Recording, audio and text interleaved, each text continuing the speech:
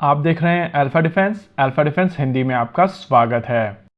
आज के इस वीडियो में हम लोग बात करने वाले हैं भारत, यूएस, पाकिस्तान और भारत की पॉलिटिकल पार्टी कांग्रेस के बारे में। यूनाइटेड स्टेट्स ऑफ अमेरिका के प्रेसिडेंट डोनाल्ड ट्रंप की तरफ से भारतीय वायुसेना को F-35 लाइटनिंग II ऑफर करने की बात कही गई है और जब से ये कॉन्वर्सेशन निकल कर आई है तब से पाकिस्तान में एक अलग तरीके का पैनिक है। देखिए, पाकिस्तान को ऐसा लग रहा था कि आने वाले समय में वो J-35 खरीद लेंगे और ऐसा करने से उनको भारतीय वायुसेना की तुलना में एक एज हासिल हो जाएगा। वैसे पाकिस्तान की इकोनॉमी जिस तरीके से आगे बढ़ रही है उसको ध्यान में रखते हुए पाकिस्तान के लिए ऐसा मूव एक डिजास्टर्स मूव होगा।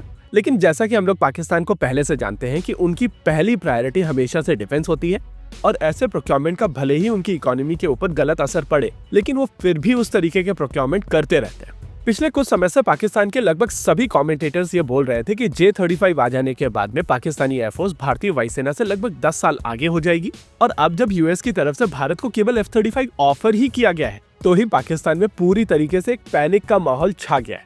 दूसरा एस्पेक्ट निकल कर आया है भारत की पॉलिटिकल पार्टी कांग्रेस की तरफ से। देखिए, पिछले कुछ समय से भारत और यूएस के बीच में बहुत सारे ऐसे डिफेंस ट्रांजैक्शंस को लेकर बातचीत हो रही थी जिनको लेकर हम में से बहुत सारे लोग खुश नहीं थे और उसमें सबसे इंपॉर्टेंट चीज थी स्ट्राइकर की कॉन्वर्सेशन को लेकर पॉलिटिकल पार्टीज में से किसी ने भी इसके बारे में बातचीत नहीं की थी और फिर उसके बाद में 2 anti tank guided missile systems के इंपोर्ट को लेकर भी बातचीत हुई थी जिसको लेकर फिर से किसी भी पॉलिटिकल पार्टी ने किसी भी तरीके की कमेंट नहीं दी थी। देखिए, एयरक्राफ्ट सेगमेंट में ये बात सच है कि हम लोगों के साथ में कुछ परेशानियां हैं। सरकारी कंपनी HAL की तरफ से एयरक्राफ्ट बनाए जा सकते हैं लेकिन जिस स्पीड से वो लोग एयरक्राफ्ट बना रहे हैं वो भारतीय वायुसेना की रिक्वायरमेंट पूर्ण नहीं कर पा रहे हैं। नेचुरल है, सरकारी कंपनियों की परेशानियां होती हैं और जब तक आपके पास में अल्टरनेटिव नहीं है तब तक आप इस प्रोसेस को डिस्टर्ब नहीं कर सकते, भले ही ये कितना भी इनएफिशिएंट प्रोसेस। प्राइवेट सेक्टर की अगर बात की जाए तो इस समय देश में ग्लाइडर बनाने की क्षमता नहीं है। नेचुरली जब तक कोई विदेशी कंपनी भारत को टेक्नोलॉजी ट्रांसफर नहीं करेगी तब तक देश में हम लोग प्राइवेट सेक्टर में असेंबली भी नहीं कर सकते। AMCA के SPV को लेकर हम लोगों ने लगभग 3 साल तक एक प्राइवेट सेक्टर कंपनी का इंतजार किया और उसके बाद भी जब कोई डेवलपमेंट नहीं हुआ तब जाकर कहीं HAL को अप्रूवल देकर 50,000 टन की आइसोथर्मल फोर्स प्रेस के ऊपर काम शुरू किया गया है और जब ये काम कंप्लीट होगा तब एक्चुअल सेंस में आप आमका को बनाना शुरू कर पाएंगे।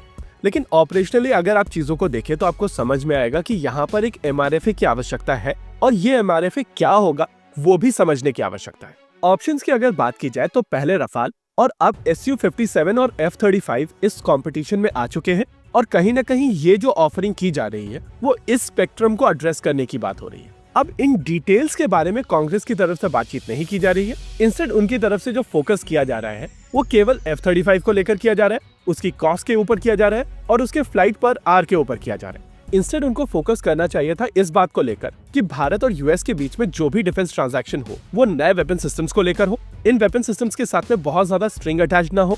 भारत अगर MRFA में F-35 को खरीदता है तो इसका इम्पैक्ट इंडिजिनस प्रोग्राम के ऊपर नहीं होना चाहिए। भारत जैसे चाहे वैसे इन एयरक्राफ्ट को यूज कर पाए और पुराने F-16 को रीब्रांड करके F-22 बोलकर उसको भारत को चिपकाया ना जाए। अगर ये चीजें इंश्योर की जाती हैं तो रफाल की तुलना में F-35 एक बेहतर ऑप्शन है क्योंकि यह एयरक्राफ्ट जिस तरीके की क्षमताएं भारतीय वायुसेना के लिए लेकर आएगा उन क्षमताओं को इंडिजिनस तौर पर विकसित करने में भारत को कम से कम 10 से 12 साल का समय और लगेगा। और यहाँ पर जिन चीजों को लेकर हम लोगों को कॉन्वर्सेशन करनी चाहिए वो है स्ट्रिंग अटैच को लेकर। क्या यूएस की तरफ से भारत के ऊपर इस तरीके की कंडीशंस डाली जाएंगी जिससे भारतीय वायुसेना जैसे चाहे वैसे इस एयरक्राफ्ट को ना यूज कर पाए? तो इन चीजों को हाईलाइट करने की आवश्यकता है।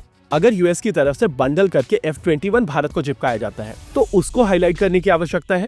लेकिन एज सच नई कैपेबिलिटी एडिशन को लेकर सीधे सीधे क्वेश्चन कर देना ये सही मानसिकता नहीं दिखाता है। देखिए, बहुत सारे लोग यहाँ पर क्वेश्चन पूछेंगे कि क्या आप F-35 के सपोर्ट में हैं या आप F-35 के खिलाफ हैं, और मैं उनसे कहूंगा कि यहाँ पर जरूरत है ये समझने की कि कॉम्प्रिहेंसिव डील की डिटेल्स क्या है। इन डिटेल्स के ऊपर ही डिपेंड करेगा कि क्या ये भारत के इंडिजिनस प्रोग्राम को इम्पैक्ट करेगा या नहीं और क्या ये भारतीय वायुसेना की एक्चुअल सेंस में कैपेबिलिटी को बूस्ट करेगा या नहीं। अगर इन दोनों में से एक चीज भी नहीं होती है तो मैं इसके खिलाफ हूँ। इसके अलावा मैं वनीला F-35 के भी खिलाफ। अगर आपको F-35 लेना है तो इसके लेटेस्ट वेरिएंट को लीजिए जिसमें AN/APG-85 रेडार हो, AIM-260 BVR मिसाइल सिस्टम हो और AGM-158C मिसाइल सिस्टम हो। इनकी क्षमताओं के बारे में हम लोग एक डिटेल वीडियो तब करेंगे जब फॉर्मली भारतीय वायुसेना की तरफ से ये प्रोसेस इनिशिएट किया जाएगा। फिलहाल तो ये यूएस के जयकांत शिखरे, डोनाल्ड ट्रंप का केवल स्टेटमेंट है। इसी के साथ आज के इस वीडियो में रखते हैं केवल इतना ही। वीडियो को अंत तक देखने के लिए धन्यवाद। देखते रहिए अल्फा डिफेंस। जय हिंद।